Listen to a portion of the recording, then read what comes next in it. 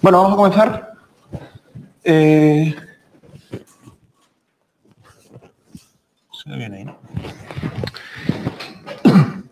Bueno, hoy vamos a... El plan que tengo para la clase de hoy es... Voy a acabar el tema de superficies, el segundo tema. Voy a dar la versión más habitual de la clasificación de superficies compactas conexas sin borde, utilizando el concepto de suma conexa que ya estuvimos estudiando el día anterior. Os recuerdo que es una operación entre superficies y permite crear una superficie compacta a partir de dos que ya tenemos. Veremos un par de ejemplos que nos faltan y luego el resto del tiempo quiero dedicarme a hacer unos últimos problemas de la hoja 1. ¿De acuerdo? Y mañana, en principio tengo pensado mañana o luego, colgar la hoja 1 con algunas soluciones para que tengáis buenas soluciones de algunos problemas bien escritas y con eso ya hemos terminado esa hoja, ya podéis trabajar la segunda, ¿de acuerdo? La segunda que ya está colgada son problemas de superficies y lo que aparece ahí ya podéis intentarlo. Entonces, voy a comenzar recordando brevemente cómo era el concepto de suma conexa y un poco de lo que vimos el último día. Os recuerdo en general, si tenemos dos superficies, por ejemplo tipo toro, compactas, pues entonces la suma conexa es quitar un disco de esta superficie, quitar un disco de esta otra, seleccionamos un disco, vaciamos los interiores y los pegamos. ¿De acuerdo? Esa es la definición de suma conexa de dos superficies. O sea, esto como si tiráramos aquí un tubo que las conecta las dos, están pegadas. Bueno, un tubo realmente no, lo que estamos es pegando, lo voy a decir bien. En este caso pues obtendríamos una cosa aquí y aquí se ha producido el pegamiento a través de identificar las fronteras de esos dos discos, uno en cada sitio. ¿Vale? Esto lo vimos el otro día. Vimos un hecho importante que es que no depende de una superficie compacta conexa sin borde, no depende de dónde cojamos los discos, siempre nos van a producir espacios homeomorfos, que es una operación que es conmutativa, asociativa, que tiene un elemento neutro que es la esfera. Quiere decir que hacer una suma conexa con una esfera no nos cambia el tipo de homeomorfía. Y lo que es más importante, nos permite dar una buena identificación de las superficies de tipo 1 y de tipo 2. ¿Vale? Recordad lo que vimos el otro día. Creo que fue lo último que vimos, de hecho. Que superficie de tipo 1 es equivalente a una suma conexa de n toros.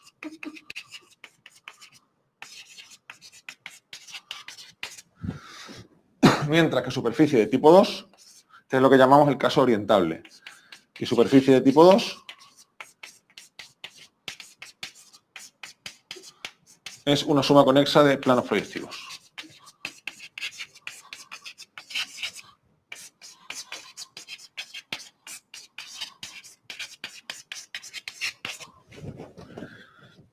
que es el caso, si queréis lo pongo, caso orientable.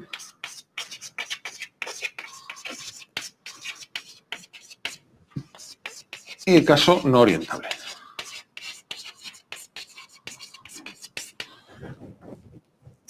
En ambos casos lo que vimos es proceder a realizar la suma conexa de una superficie poligonal en la cual quitamos un disco en cada superficie poligonal y vimos que hacer la suma conexa realmente es integrar los dos polígonos en uno solo con las identificaciones en los lados una detrás de otra. ¿Vale? ¿Recordáis esto del último día? Esto es lo último que hicimos. Entonces, una vez que uno tiene esto así, automáticamente ya puede dar lo que sea es la formulación más habitual del teorema, no he dicho nada aquí, ¿no?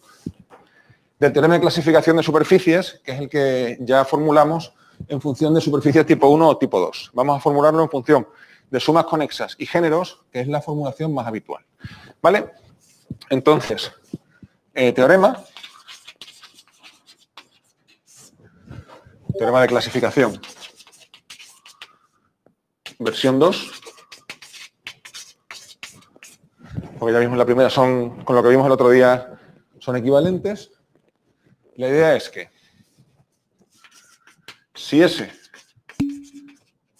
¡Ay! La cámara, perdón. Gracias.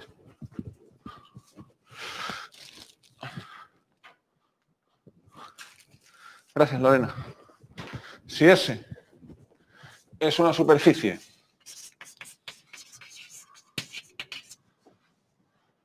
compacta, conexa, sin borde,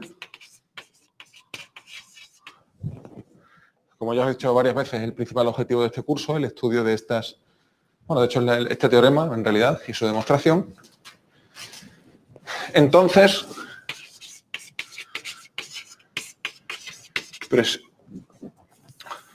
salvo homeomorfismo,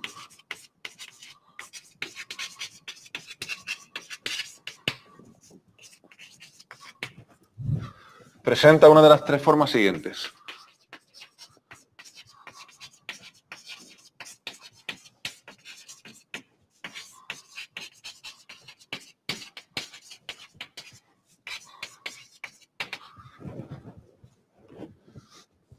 O bien es el caso patológico, digamos, o bien es la esfera, que sabemos que es orientable y es el elemento neutro de la suma conexa, y es un caso particular porque va, digamos, sola en su clase solo está ella. O bien es una suma conexa de n toros,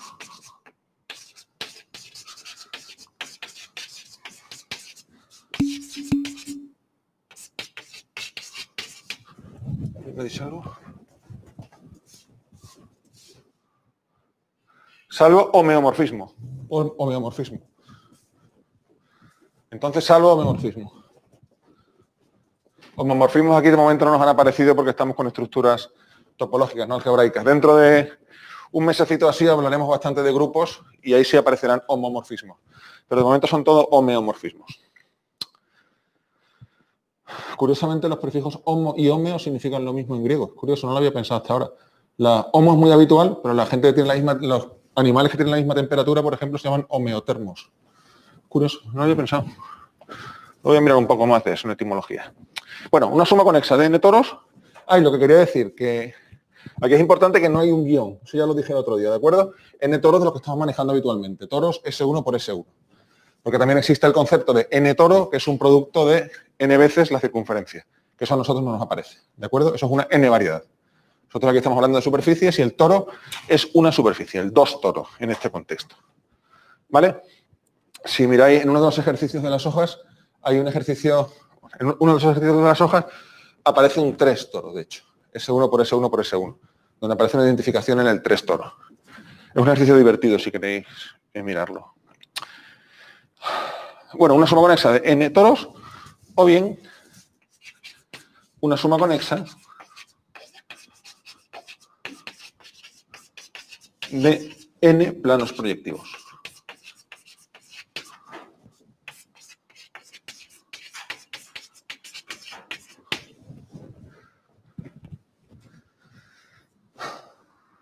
En este caso no hay ambigüedad porque el plano proyectivo solo hay el de dimensión 2. Los que hay de dimensión superior se llaman espacios proyectivos. ¿Vale? Que ya los vimos en su momento. Si recordáis, os definí, aunque no vamos a tratarlo, sí que definí que el plano proyectivo, el espacio proyectivo, el n espacio proyectivo, es la esfera Sn cociente por la aplicación antipodal. ¿Lo recordáis de hace unos días? Identificamos un casquete con el otro con la antipodal y así obtenemos los espacios proyectivos. Pero aquí no vamos a estudiarlo. Suficiente que sepáis que existen. ¿Vale? Pues entonces, esto es lo que dice el teorema. ¿Está claro? Y daos cuenta de que es completamente equivalente a la formulación que escribí hace unos días.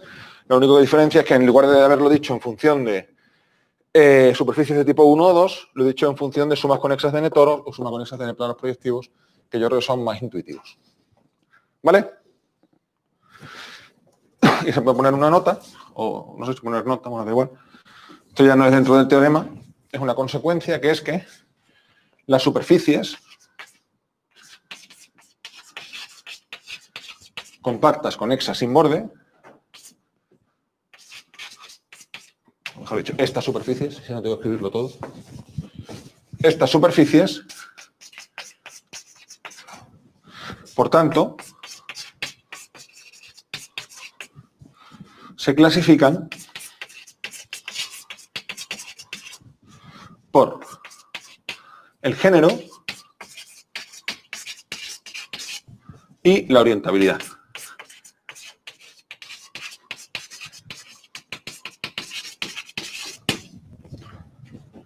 Estas superficies se clasifican por el género y la orientabilidad. ¿Qué significa esta última frase? Pues esta frase significa que si vosotros me dais una superficie compacta conexa, sin borde, y me decís el género y la orientabilidad, ya sé qué superficie es. ¿Vale? El género os recuerdo que es, en este caso, el número de la cantidad de toros. Y en este caso, la cantidad de planos proyectivos. ¿Vale? Por tanto, si vosotros me decís, tengo una superficie compacta conexa sin borde. Yo os pregunto, ¿es orientable? Y me decís, sí. Pues si es orientable, o es esta, o es este caso, o es este caso. Si me decís, no, entonces es este caso. El 3. Y ahora yo os pregunto, ¿cuál es el género? Y vosotros, si el género es 1, 2, 3, 4, 5, etcétera, si es orientable es este, si no es orientable es este, y la esfera, que no lo he dicho antes, esto se define como género 0. No lo había dicho, lo digo ahora. Se define que el género de la esfera es 0. Sí, me piden leer la última línea. Estas superficies, por tanto, se clasifican por el género y la orientabilidad. Es lo que estoy explicando. Si sé el género y la orientabilidad, sé qué superficie es. ¿Vale, Cristóbal? ¿De acuerdo? El género y la orientabilidad clasifican estas superficies. ¿Vale? Y yo os digo que lo bueno de esto es que es una clasificación completa salvo homeomorfismo. Entonces, que es muy fuerte desde el punto de vista topológico. A mí, vosotros me dais una superficie y inmediatamente se puede decir, bueno, una superficie de la cual sepamos la orientabilidad y el género, inmediatamente podemos saber en cuál de los tres grupos la encuadro. ¿De acuerdo? Y como os digo, pues el objetivo de las herramientas que vamos a ver a partir de ahora en este curso es probar este teorema. Nuestro objetivo va a ser, al final del curso, probar este teorema.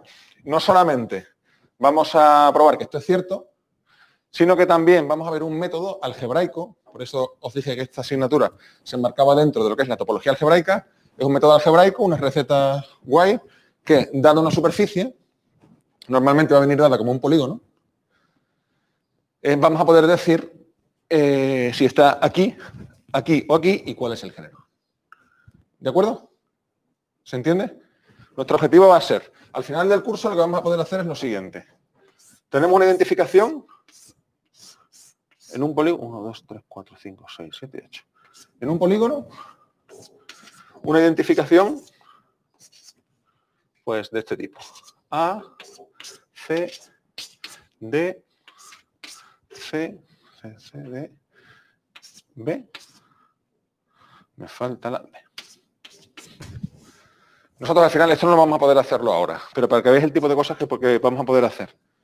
Nos dan esto que va a ser una superficie, porque sabemos que la condición para que un polígono de identificaciones defino una superficie es que cada letra aparezca exactamente 2 veces. ¿Recordáis que esto lo vimos hace unos días? Entonces, a mí me dan esto y yo a priori no tengo ni idea de qué superficie es. ¿Vale? No sé si esto es una suma conexa de toros, de planos proyectivos o es la esfera. ¿Sí? ¿Alguien dijo algo? A eso voy, Antonio Manuel. Antonio Manuel Rosendo me pregunta si una suma conexa de un toro y un plano proyectivo, o varios, ¿qué tipo sería? Iría aparte. Esa pregunta la contestaré ahora, Antonio Manuel. Es uno de estos 3 tipos. ¿Vale? Eso lo vemos ahora. Es lo que pregunta si yo tengo un toro y un plano proyectivo. ¿Esto qué es? Pues eso vamos a verlo ahora. ¿Vale? Dentro de un momentito.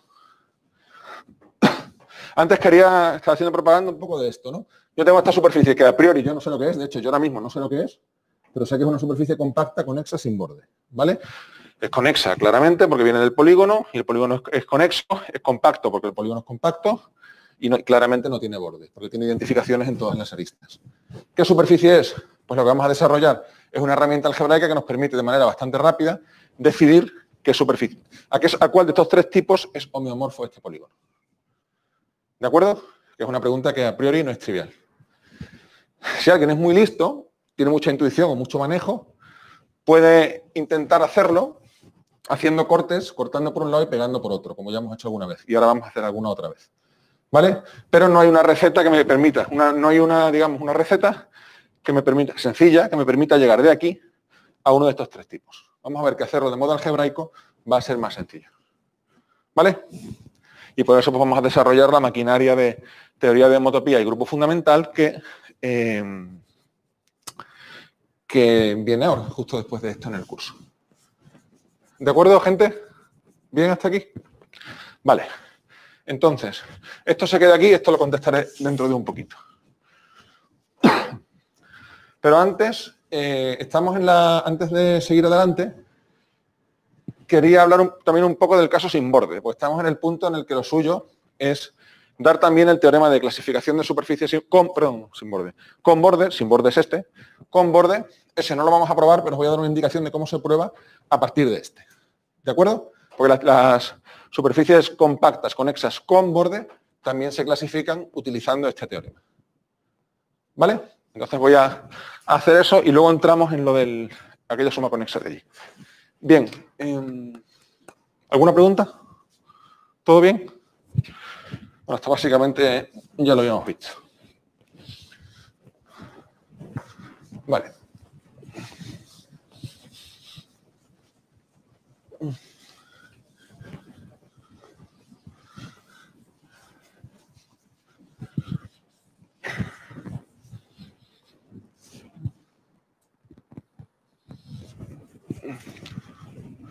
Teorema.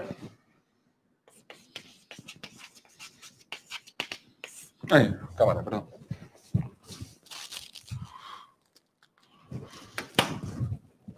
Caso con borde.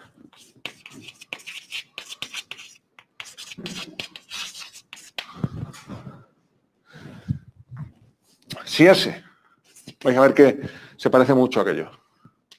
Si ese es una superficie compacta, conexa, con borde,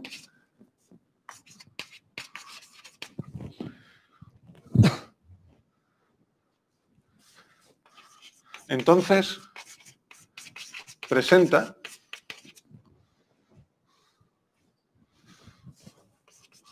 una de las 3 formas siguientes.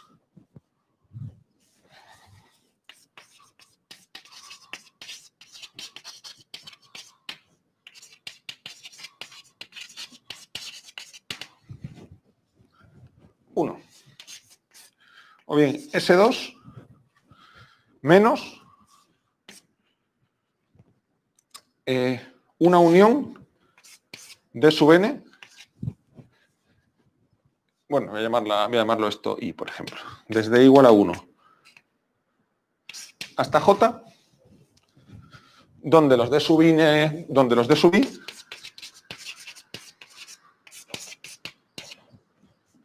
son discos abiertos disjuntos.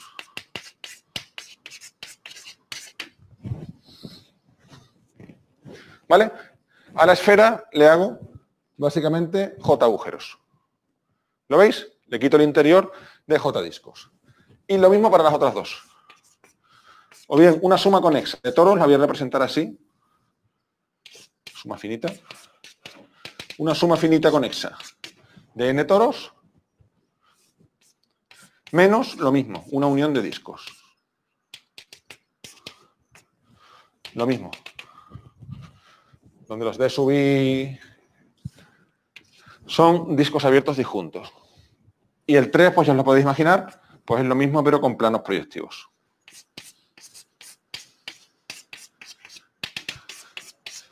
Una suma conexa de n planos proyectivos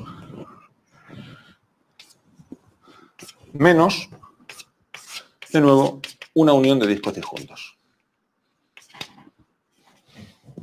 Todo esto suponiendo que el borde sea no vacío, ¿vale?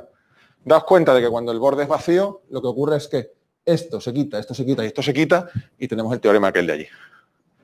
¿Lo veis? O sea, esto si hacemos para J igual a 0, llamamos a borde no vacío, el teorema de clasificación de superficies con borde engloba al de superficie sin borde.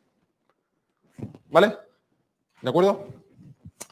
Entonces, bueno, es que si ponía esto, pues debería poner esto porque viene por el mismo precio. Entonces, ¿qué pinta tienen estas cosas? Pues nada, la esfera menos discos, pues ya lo podéis imaginar. Podéis pensarla así. La esfera y le quitamos pues una serie de disquitos por aquí. ¿Vale? Por supuesto, el interior, o sea, la frontera del disco, está en esta superficie, porque esos puntos precisamente constituyen el borde. ¿Vale? Para toros es lo mismo. O sea, si yo tengo una suma conexa de n toros, por ejemplo, si tengo una suma conexa de 2 toros, ya sabemos qué es esto.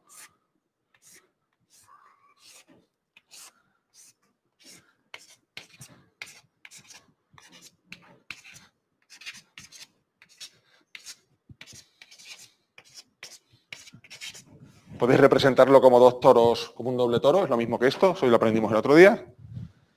Y lo que hago pues es quitarle también unos disquitos.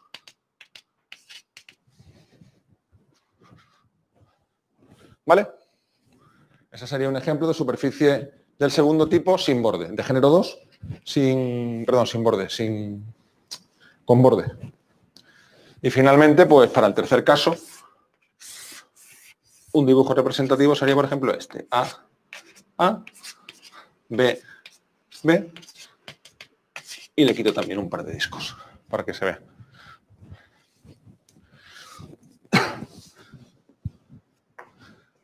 ¿De acuerdo? ¿Se entiende? ¿Vale?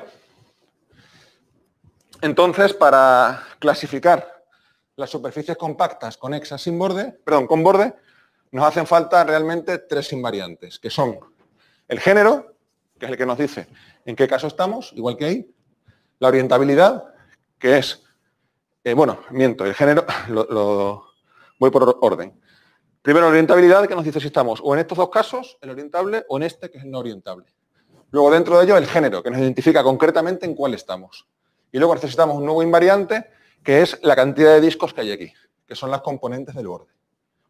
¿Vale? Y las componentes del borde nos dicen, pues cada una denota una superficie diferente. O sea, la superficie menos un disco, o sea, la esfera menos un disco es una superficie, la esfera menos 2 discos es otra superficie que no es homomorfa a la anterior, menos 3 discos no es homomorfa a ninguna de las dos anteriores, etc. ¿Lo veis? Sí. Sí, por supuesto, no lo he dicho, pero es todo salvo homomorfismo. Estas clasificaciones son salvo homomorfismo. Claro, sí. Las componentes del borde es una propiedad topológica. Es siempre una propiedad topológica. ¿Vale? Bien, como ya os digo, no voy a dar la prueba rigurosa, pero la idea de la prueba podéis imaginarla. Lo primero que se prueba es que si tengo una superficie compacta conexa con borde, el borde son circunferencias disjuntas, ¿vale? El borde son una cantidad finita de circunferencias disjuntas, de hecho es una una variedad sin borde de dimensión 1, no conexa. Y una vez que tenemos eso, lo que te das cuenta es de que sí, cuando tengo una variedad de ese tipo, si le pego discos por los bordes que faltan, lo que voy a obtener al final siempre es una de estas que aparecen aquí. ¿Ok? Y esa básicamente es la idea de la prueba. Hay un poco de enredo técnico en probar que la frontera efectivamente es una unión finita de circunferencias, perdón, la frontera no, el borde. Que el borde es una unión finita de circunferencias, pero tampoco tiene mayor importancia. Creo que es creíble. ¿Ok? ¿Se entiende? ¿En casa? ¿Bien?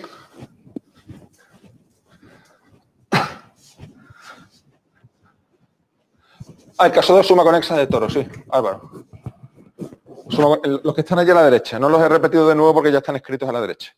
El caso de suma conexa de toros y el caso 3 de suma conexa de planos proyectivos. Vale, a ver. ¿Qué superficies con borde conocemos? Que ya hemos visto. ¿Qué superficies con borde conocemos? Compactas, conexas. A casa también pregunto, ¿eh? ¿Perdón? El disco cerrado es una superficie compacta, conexa, con borde. ¿Cuál de las tres clases estaría?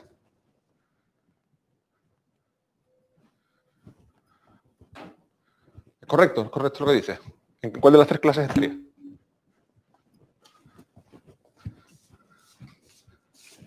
Es lo que dice Germán Naranjo. Estaría en la 1, o tú también, en la 1. Porque un disco cerrado es una esfera a la cual le hemos hecho un agujero. Eso ya lo hemos visto otras veces, ¿de acuerdo? Hacemos el agujerito, la ponemos encima de la mesa, extendida, y es un disco. ¿Vale? Aquí estaría, aquí con J igual a 1, sería el disco cerrado. Ese es un ejemplo. ¿Vale? Más ejemplos. El cilindro, ¿de acuerdo? ¿Dónde estaría?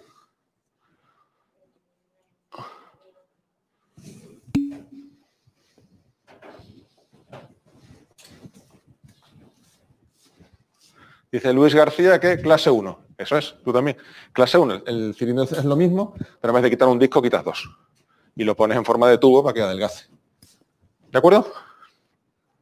¿Otro ejemplo? La banda de Moebius, que estaría ¿dónde? En la 3. La banda de Moebius está en la 3. Ya hemos visto explícitamente que la banda de Moebius es quitarle un disco al plano proyectivo. ¿Vale? La banda de Moebius corresponde al caso. Los tres casos que hemos dicho serían el disco, caso 1, y género 0, por supuesto, porque, o sea, género 0, J igual a 1, orientable. El cilindro, género 0, J igual a 2, orientable. Y la banda de Moebius, J igual a 1, género 1, no orientable. ¿Vale? ¿De acuerdo? Y se obtienen pues todas así. ¿De acuerdo, gente? Y se ven siempre así. Ya veremos, sobre todo cuando trabajemos los ejercicios, la hoja de ejercicios, que a veces las superficies, tanto unas como otras, tienen un aspecto muy extraño y parece imposible que puedan ser homeomorfos a uno de estos tipos o a uno de esos tipos. Pero siempre es verdad. Una superficie compacta conexa sin borde siempre es homeomorfo a uno de estos tres, y una superficie compacta conexa con borde siempre es homeomorfo a uno de esos tres tipos. ¿De acuerdo? El mérito del teorema es poder llevar cualquier caso, el caso general, a alguno de estos tres tipos limitados que hay aquí, en cada uno de los dos casos. ¿De acuerdo? ¿Vale?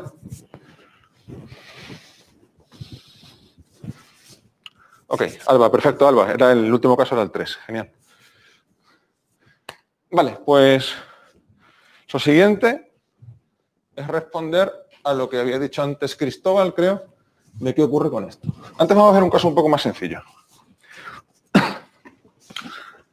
Antes de borrar, ¿dónde creéis que está la botella de Klein? ¿En qué caso estará? Bueno, la botella de Klein, para empezar, ¿está en el sin borde o en el con borde? Os recuerdo lo que era la botella de Klein, en su aspecto matemático.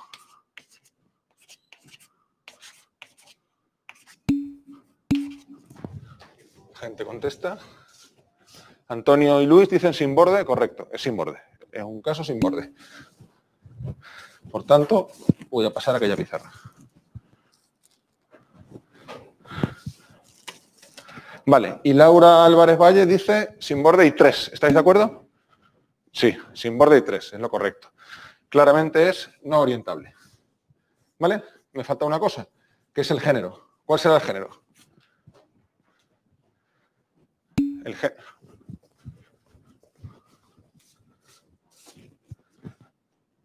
Pues sí, quizá Antonio Manuel es el único no orientable. Luis García Marín dice, ¿el género es 2? Lo pregunta, lo pone con una interrogación. La respuesta es sí, el género es 2. ¿Vale? Pero vamos a verlo, porque no es inmediato. O sea, lo que está aquí escrito no es género 2. ¿Vale? Ah, bueno, espera un momento, estoy enfocando la otra pizarra, disculpad los domésticos. Lo que está aquí escrito, el dibujito este, la representación habitual de la botella de Klein, esto no representa directamente género 2. Género 2 es esto. Superficie tipo 2 es esto. Perdón, no voy hacia allá. Esa es la representación estándar de la superficie no orientable de género 2. ¿Vale? Y como podéis ver, a priori no son la misma cosa. A priori, aquí hay una... Perdón, aquí los A y los B están cruzados y aquí una mira hacia arriba y otra hacia abajo, pero estas miran en la misma dirección. ¿Vale? ¿Me seguís? Entonces hay algo que probar. O sea, es correcto. Este dibujo y este dibujo representan a la misma superficie. Pero hay que ver por qué. ¿De acuerdo? ¿Se entiende? Eso vamos a hacerlo ahora.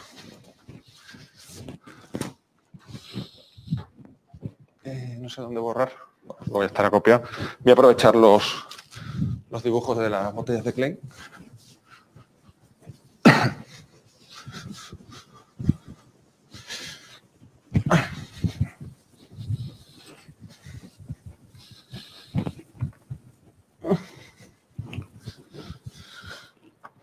Vale.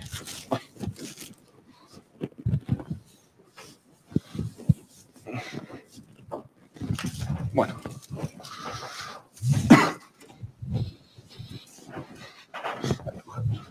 Por aquí, el dibujito. Bueno, voy a ver cómo se hace. Se pasa de una manera bastante rápida, que es con un solo corte. Aquí tenemos A, B y B. Esta es superficie de tipo 2. ¿Vale? Recordad que nosotros podemos alterar los modelos poligonales dando cortes siempre que respetemos las identificaciones. Eso ya lo hemos hecho alguna vez. Entonces vamos a dar un corte aquí. Con una tijerita, cortamos. Entonces tenemos ahora un espacio representado por dos trozos. Uno sería este, A, B, y a esta, por ejemplo, voy a llamarla C. Y tendría otro trozo, donde esto sería A, esto sería C, y esto sería B. ¿Ok?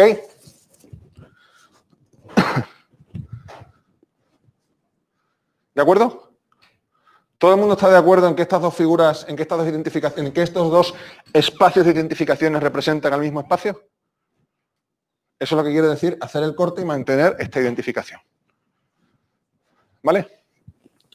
Hay que tener claro que la relación de equivalencia que nosotros damos en los polígonos solamente es una ayuda para saber de qué espacio estamos tratando y que las superficies pueden definirse normalmente de muchas maneras diferentes con muchas identificaciones diferentes.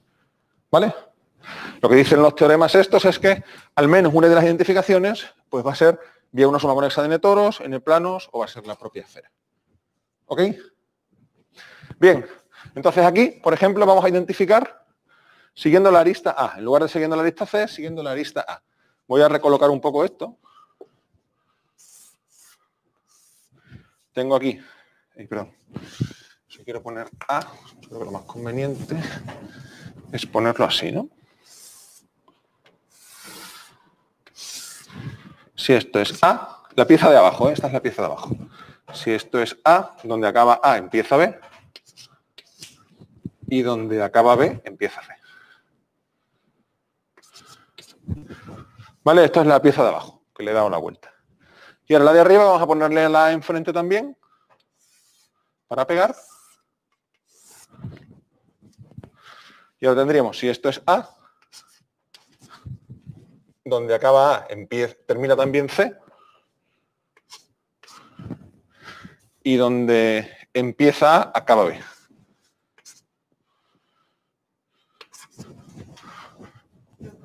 Sí.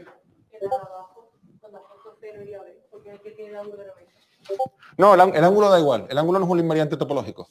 Te lo puedo pintar de 90, de 45 o de 180. Lo único importante a la hora de las identificaciones es que se mantengan las relaciones de las flechas. ¿Vale? O sea, esto de aquí te lo puedo pintar así, con las flechas bien colocadas y representan la misma figura. ¿De acuerdo? El ángulo es un invariante conforme, que es una estructura mucho más fina que la estructura topológica, que aquí no la tratamos.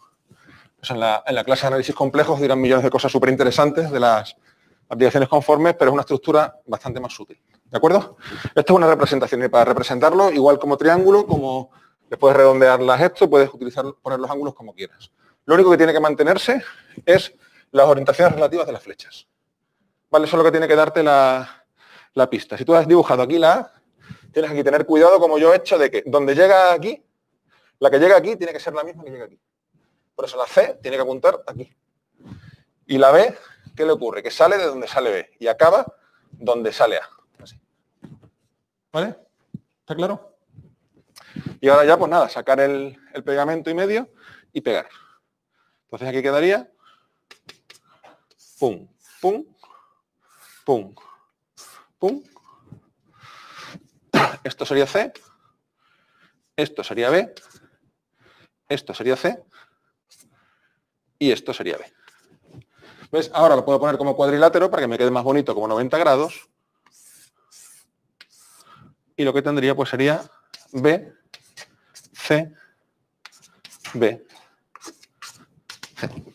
Y esa es la forma de la botella de Klein, tal como os la presenté en público hace un par de semanas. ¿La veis? ¿Lo veis? ¿Se entiende? ¿En casa también?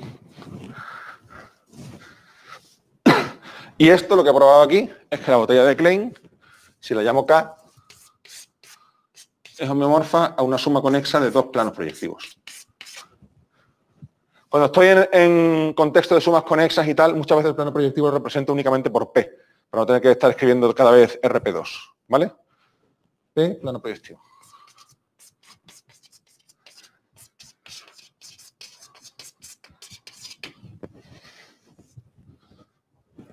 ¿Se entiende? Se entiende cómo dan los cortes y cómo pasa de un lado a otro, ¿no? Estos cortes mantienen las identificaciones, por tanto, el espacio que representa el cociente por aquellas identificaciones es el mismo que el espacio que representa el cociente por estas de la derecha. Por tanto, la botella de Klein puedo representarla. Daos cuenta de que esto es completamente reversible. Igual puedo ir de izquierda a derecha que de derecha a izquierda. ¿Lo veis? Por tanto, ambos están representando el mismo espacio que es la botella de Klein. ¿Está claro? ¿Vale? ¿Se entiende la idea? Por tanto, la botella de Klein entra en la clasificación aquí, como dijo antes, creo que fue Alba, y con género 2, con n igual a 2, como adivinó muy bien Luis. ¿De acuerdo? Vale. Y ahora, ¿qué pasa con la pregunta original de Cristóbal? Con el... Ahí voy a... Bueno, no sé si cambiarlo, escribo aquí debajo. ¿Qué hora es? La pregunta original de Cristóbal era, ¿qué pasa con esto?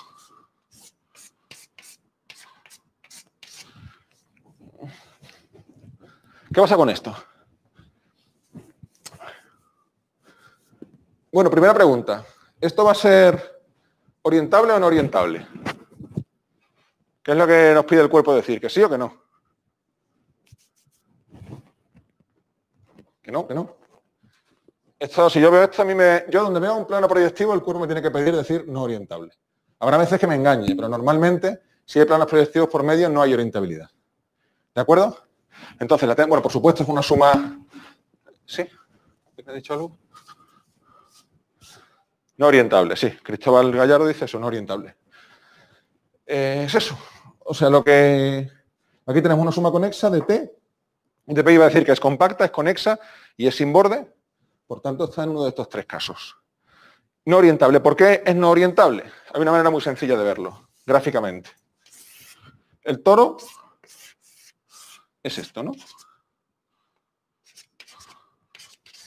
Ay, perdón. Hacia allá.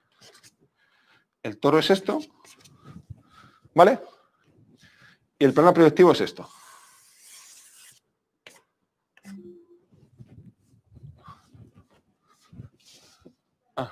Ese ruido ha sido, no significa nada. Y el plano proyectivo es esto. ¿Vale? ¿Yo qué hago para hacer la suma conexa? Le quito un disco a cada uno y pego por la frontera, lo que llevamos haciendo todo este rato. ¿Vale? Entonces, perdón, quito por ejemplo aquí un disquito y quito aquí un disco. Y los pego. ¿Ok? ¿Qué ocurre con el plano proyectivo? Nosotros sabemos que el plano proyectivo, ¿por qué sabemos que no es orientable? ¿Por qué lo sabemos? ¿Cuál es la definición de orientable para nosotros? ¿De no orientable? No. No, la inversión, no, ojo, no te confundas. El plano proyectivo no se puede meter porque no es orientable, pero eso no lo hemos probado. Tenemos nuestra propia definición de no orientable. ¿Cuál es? ¿Alguien lo ha dicho en casa? Que no contenga una banda de Moebius. Orientable es que no contenga una banda de Moebius, ¿vale? Bien, me ha echado una manita. Germán, gracias, Germán. Entonces, nosotros sabemos que el plano proyectivo, si yo me olvido del agujerito, sabemos que contiene una banda de Moebius y por tanto no es orientable. Bueno, de hecho sabemos que contiene infinitas bandas de Moebius. Nuestro ejemplo era así. ¿Recordáis? El ejemplo más sencillo.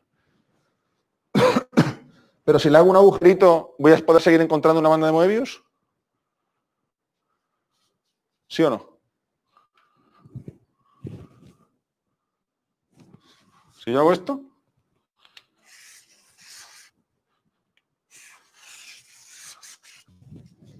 eso sigue siendo una banda de Moebius, ¿no?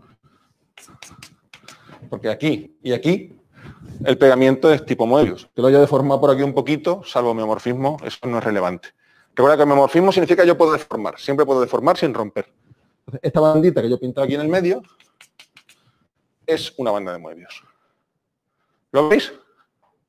¿Se entiende?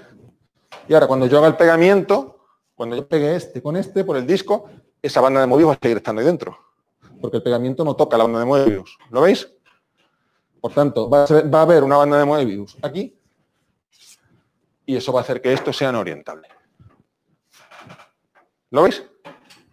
Entonces esto es no orientable de entrada.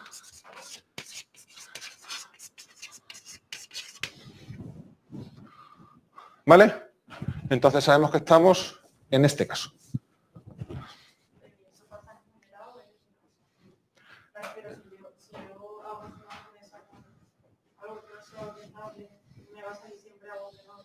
Contéstamelo tú misma. Claro, el mismo razonamiento. ¿De acuerdo? Hacer suma conexa con un plano proyectivo inmediatamente elimina la orientabilidad de la superficie. Por este motivo. ¿Vale? Y ahora lo que va, esto no voy a probarlo, ahora os digo dónde está. Esto se puede ver que es homeomorfo a la suma conexa de tres planos proyectivos. Y podéis mirar la prueba en el... Creo que estaba, lo miré el otro día, pues me sé que iba a llegar aquí. En la página 25 de los apuntes de Quintero Aguilar, que tenéis en el 25-26, que tenéis en el enseñanza virtual, está la prueba de esto. No voy a hacerlo porque esta prueba sencillamente es dar, creo que son 3 o 4 cortes y recolocar, como hemos hecho aquí con la botella de Klein. Es el mismo tipo de herramienta, solo que en vez de hacer un corte, hacemos creo que 3 o 4. ¿Vale? Pero se va en diferentes pasos, se empieza aquí y se llega aquí. ¿Vale? No merece la pena echarle tiempo a eso. Si lo veis, el dibujo que os digo, se ve claramente dónde se da el corte, están las identificaciones y acaba pasándose de uno a otro. ¿De acuerdo? ¿Vale? Cristóbal, pues esto contesta a tu pregunta, a la pregunta que me hiciste antes. ¿De acuerdo? Cristóbal, es lo que tú me habías preguntado ahí arriba, que es una pregunta completamente pertinente. Oh, Antonio, perdón. Vale. Disculpa, Antonio, luego me flagelo un poco. Disculpa. Como estáis hablando varios, lo cual está genial, me he liado. Vale. Pues entonces al final, con esto ya sabemos qué ocurre al combinar, en hacer sumas conexas de superficies de los tres tipos que aparecen aquí. ¿De acuerdo? ¿Cómo es? A ver, si yo combino género 1 con género 2, perdón, género 1 no, primero no. Tipo 1 con tipo tampoco, pero también lo usaba antes. Caso 1 con caso 2, ¿qué me sale? Si yo hago suma conexa de caso 1 con caso 2, ¿qué me sale? Caso 2, ¿vale? Aquí no he dicho algo aquí. ¡Ay, la cámara! Perdón, Jesús, gracias. Estaba ahora en el otro lado, estaba ya animado. Caso 1 con caso 2, sale caso 2 porque... ¿Por qué? Porque el caso 1 es el elemento neutro de la suma conexa. Por el mismo motivo, caso 1, suma conexa, caso 3, es caso 3. Y finalmente, lo que acabamos de ver ahí, como la suma conexa es asociativa, caso 2 con caso 3 es caso 3. ¿Vale? En el caso con borde, la definición de suma conexa es más complicada. ¿Vale? En el caso de todas maneras, en el caso con borde, déjame pensarlo un poco. En el caso con borde, yo tomo... Sí, porque si yo tomo un disco de aquí, básicamente va a ser lo mismo, no sé, va a ser similar. Porque las bandas de Moebius van a seguir estando. Aunque si tú tienes un plano proyectivo, una suma de planos proyectivos y le quitas las componentes del borde, siempre puedes ir por el medio y encontrar bandas de Moebius. O sea, básicamente lo que pasa es que en el caso del borde, S2 menos... Un momento, si yo hago suma conexa de S2. O sea, S2 menos... Con agujeros no es un elemento neutro. ¿Vale? Ahí hay que tener cuidado. Esto voy a pensarlo un poco. No había pensado. ¿Vale? Bien, lo que estaba diciendo, que si yo entremezclo, por ejemplo, TP con T más P, pues yo puedo redistribuir y tendría T más T, puedo poner todos los toros a un lado y todos los planos proyectivos al otro.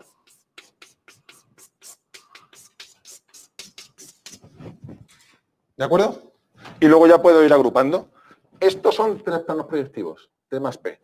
Por tanto, esto sería como T,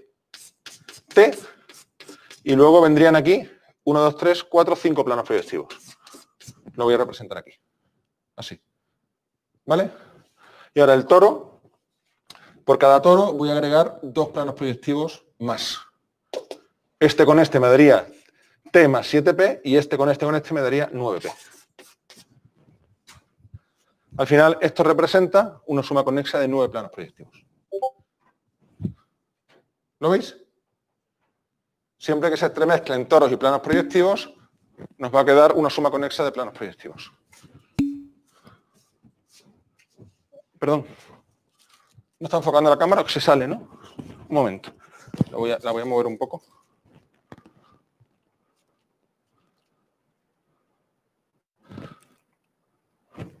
No se ve ahora...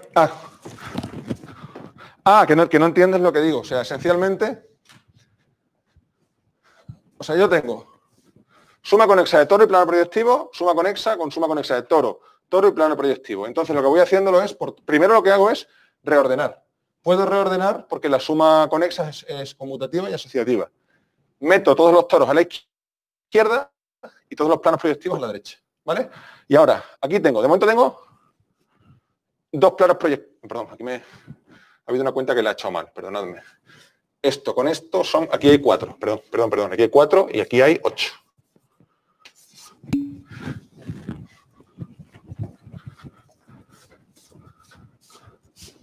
Ocho, eso es, sí, son 8, acabo de darme cuenta. Lo que estaba diciendo, que poner aquí T suma conexa P es lo mismo que poner 3 planos proyectivos. Entonces tendría toro, toro y 4 planos proyectivos. Toro, toro y 4 planos proyectivos, por el mismo razonamiento es toro y 6 planos proyectivos. Que por el mismo razonamiento es 8 planos proyectivos. ¿De acuerdo?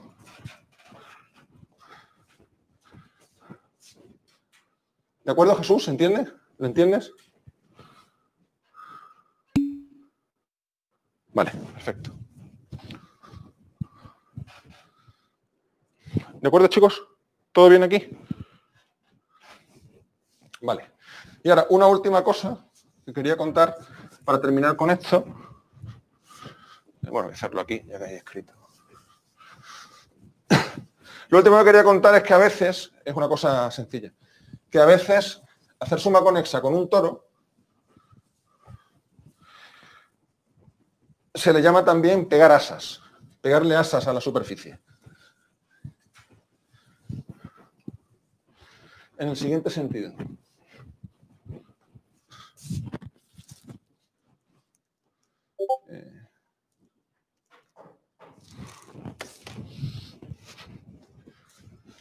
Mirad, por ejemplo, si yo tengo la esfera,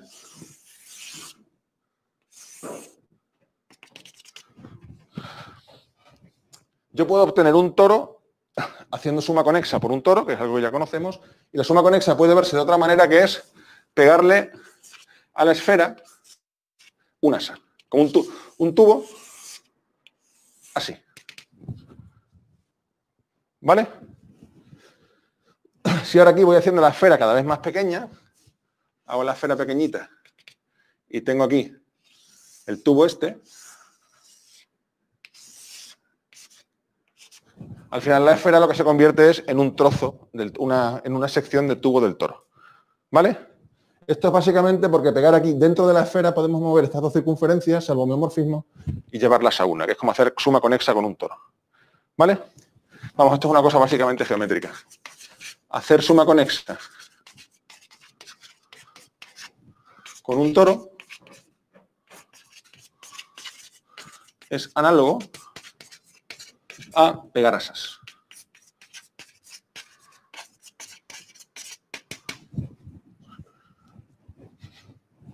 De la manera que cuento en el dibujo. Vamos, esto no tiene gran relevancia, solo que a veces es más fácil imaginarse que estás pegando un asa que estás haciendo suma conexa con un toro, pero es la misma operación. ¿Vale? Análogamente, aunque esto no se ve bien, no se puede dibujar bien en la pizarra, análogamente, hacer suma conexa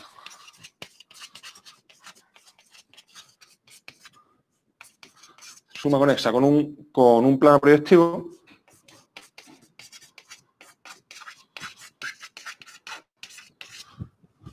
es análogo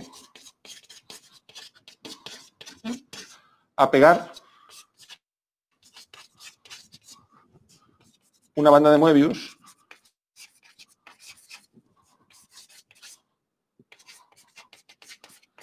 por su borde.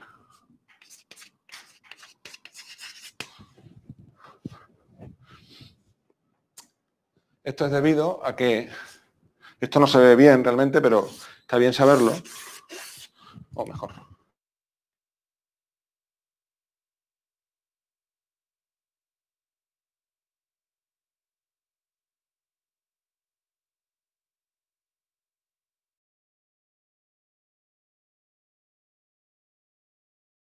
O sea, me quedo solamente con lo de fuera.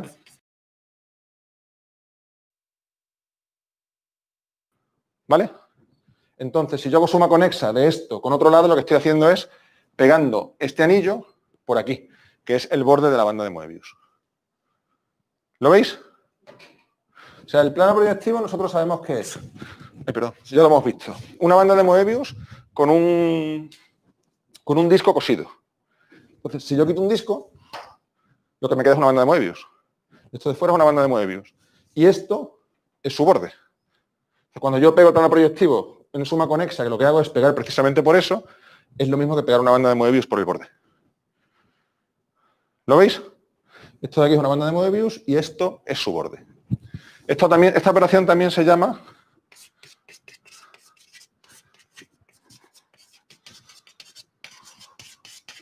os lo digo porque lo veréis así en libros o referencias si las consultáis, aunque a mí es una notación que no me gusta mucho, que es añadir un gorro cruzado. Gorro cruzado. Y eso es porque existe una inmersión de la banda de Möbius de esta manera, en R3, que tiene un aspecto como de gorro cruzado. Yo no soy capaz de dibujarlo, pero os voy a pasar una animación que encontré por ahí en la cual se ve muy bien por qué a esto se le llama gorro cruzado. Esto es un poco una curiosidad. ¿De acuerdo? Pero por si no encontráis la anotación, añadir un gorro cruzado es lo mismo que pegar una banda de Möbius por el borde. Ya os digo, mandaré para que lo veáis bien. Yo es que no soy capaz de dibujarlo correctamente. ¿De acuerdo? Y es, bueno, es otra manera de ver la suma conexa. ¿Vale? ¿Tenéis alguna pregunta? ¿En casa? ¿Todo bien? Vale, pues si no tenéis ninguna pregunta, hacemos una pausilla de unos minutos y luego ya me dedicaré a hacer ejercicios, ¿de acuerdo? Ya hemos acabado con el tema de superficies. A partir del miércoles empezaremos con lo siguiente, que es teoría de homotopía, para diseñar las herramientas algebraicas que os he dicho para demostrar aquello y poder utilizarlo, que es a lo que nos dedicaremos en las próximas semanas. ¿Vale? Y ya os digo, ya podéis hacer los ejercicios de la hoja 2, que este tema, la parte teórica, ya la hemos terminado. Hay un análisis interesante de las superficies con borde en los ejercicios. Vale, pues volvemos en un momentito.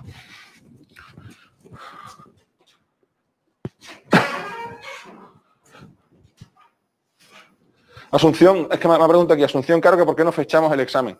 Tengo que hablarlo con los otros profesores de la asignatura. Pero vamos, será al final, más o menos alrededor de la última clase. Que es lo que suele pasar, al final estamos todos igual. ¿Vale? Claro, habrá que... Sí, hombre, lo ideal sería... lo ideal sería tratar de juntarlos los de los tres grupos, pero eso va a ser difícil por el tema de horario. Entonces, no sé... Si es una hora, habría que hacerlo antes y dar las otras 2 horas antes. No, la verdad es que no lo sé. Tengo que hablarlo con Antonio y Paco a ver qué proponen, con los otros profesores. Gema, el género del plano proyectivo es el número de... o sea, el género de una superficie de tipo 3 es el número de planos proyectivos que aparecen. El plano proyectivo aparece solo uno, luego el género es 1. ¿Vale, Gema? El del toro también, porque en el caso orientable el género es el número de toros. Si hay un solo toro, pues género 1. ¿Vale?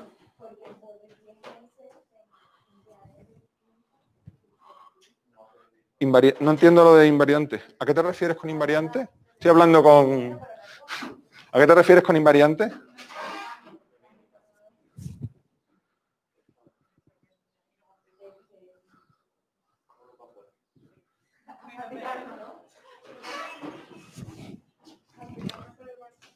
Bueno, Gema, luego lo miramos luego si quieres. Sí, es lo que he dicho. Las superficies se clasifican por el género, son invariantes por homomorfismo.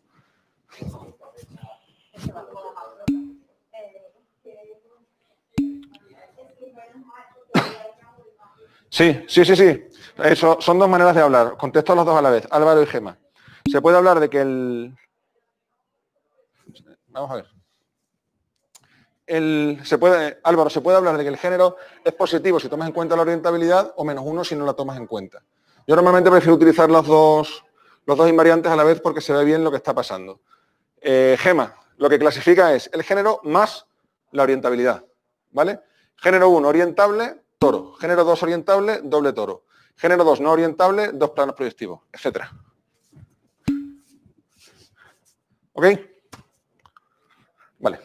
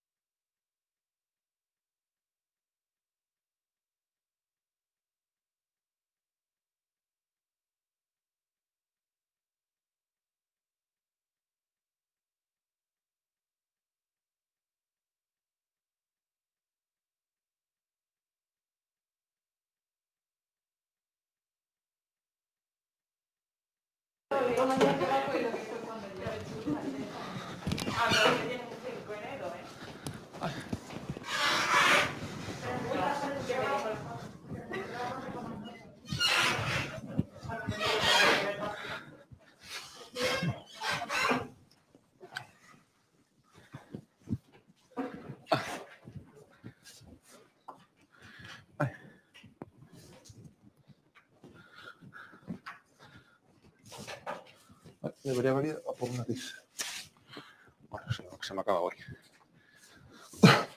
Antes de empezar, mientras me echaba agua por la cabeza, estaba pensando en lo que me has dicho ahora de la suma conexa con superficie con borde. ¿Qué para los de... ¿He puesto la cámara? Sí, ¿no?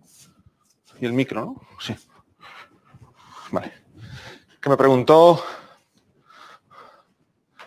Toda Sabrina, ¿no? Sí. Eso. Me preguntó Sabrina que qué pasaba cuando hacías suma conexa en el caso con borde. Entonces lo que ocurre es lo siguiente. Imagínate que tienes tipo 1, tipo 1 siempre lo puedes ver como un disco con agujeros. Tendría un agujero, o sea, un J igual a 1 en el caso de que sea solo el disco, y si no vas abriendo agujeros dentro. Puedes mirarlo como cilindros o bien como cilindros que van saliendo, diferentes cilindros, ¿no? Entonces, ¿qué pasa? Si yo cojo una superficie con borde, lo que hago es, le abro aquí un nuevo agujero y le pego un cilindro, el efecto final es haberle abierto otra componente del borde. O sea, si esto lo sumo con un toro con 3 agujeros, por ejemplo, lo que me va a quedar es un toro con 4 agujeros. Pues estoy metiendo un agujero más. Si aquí faltasen 2 componentes del borde, que fuese una cosa de este tipo, entonces estaría añadiendo 2 componentes del borde, etc. ¿Vale? Y si combino tipo 2, tipo 3, entonces no se abren nuevos componentes del borde, lo que tendría es una superficie no orientable, porque hay orientable y no orientable, sigue siendo no orientable por el tema de las bandas de Moebius, y el número de componentes del borde se suma al de uno y al de otro. Si yo me cojo dos planos proyectivos, por ejemplo, o sea, una superficie no orientable con 3 componentes en el borde, una superficie orientable con 5 componentes en el borde, la suma con esa va a quedar con 8 componentes en el borde. ¿Vale? Esa sería la respuesta a lo que has dicho. No es demasiado importante, pero me lo has dicho y me he quedado y digo, esto tiene que ser sencillo. Vale, vamos a hacer problemas. Quería hacer con un poco de detalle, porque es interesante también mirar las ecuaciones. Os dije también que lo mirarais. El ejercicio 11. El ejercicio 11 dice que está enfocando bien esto. El ejercicio 11 dice que tenemos una aplicación F de la bola, en principio n dimensional, de Rn, dentro de la esfera Sn, que vive en Rn más 1, y una aplicación continua que a cada punto de la bola me lo lleva en una fórmula así un poco extraña, 2 raíz de 1 menos la norma de x al cuadrado x1